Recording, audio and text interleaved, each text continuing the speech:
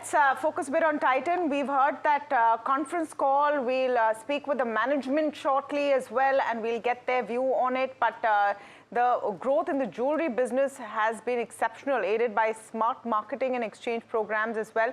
In fact, I want to go across to Gaurav Jogani, who is Director Consumer Discretionary at JM Financial, was in that call. Gaurav, we couldn't quite hear whether you asked a question in the call and what the answer was, but just tell us your takeaways from the earnings call that you just attended. I think the con call, the management came out confident as the call progressed, and they alluded to the fact that the momentum in Q4 continued as to what the momentum that they saw in Q3.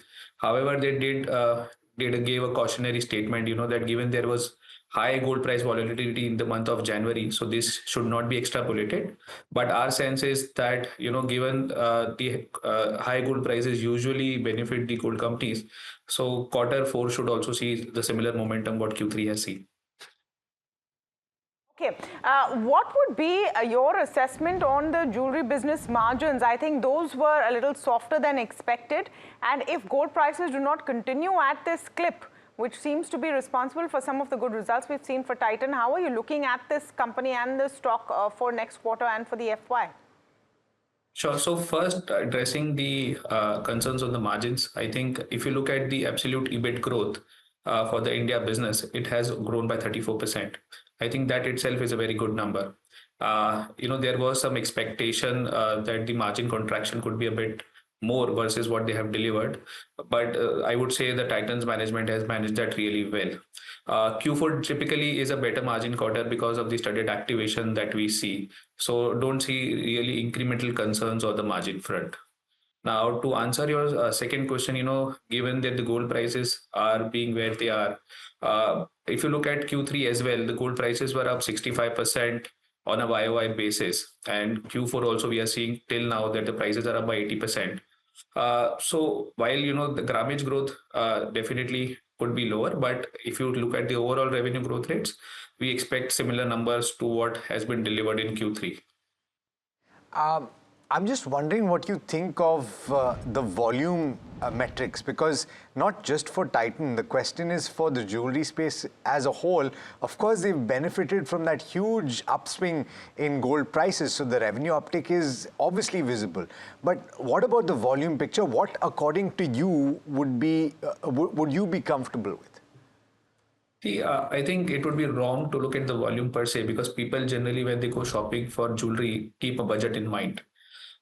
Additionally, what we have also seen that to adjust to the rising gold prices, people have kind of adjusting the grammages as well. People are down trading to even 18 karat or 14 karat kind of a jewelry.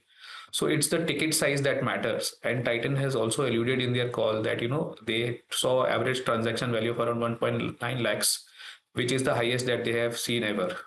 So I think the ticket size matters the most rather than the grammage per se in the jewelry business. Okay.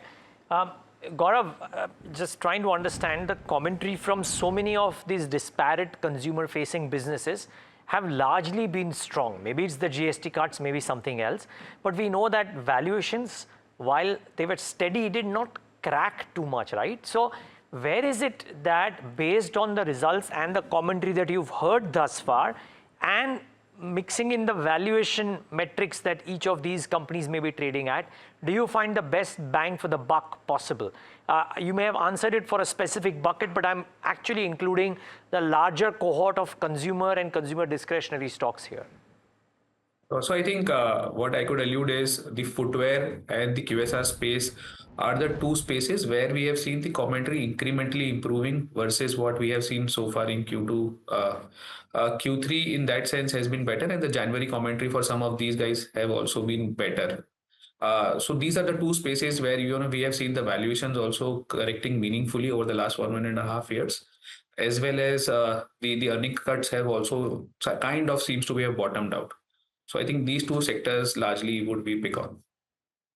Okay, we will leave it at that. Thanks so much, Gaurav. Really appreciate your time and joining in this morning. Great insights there, really.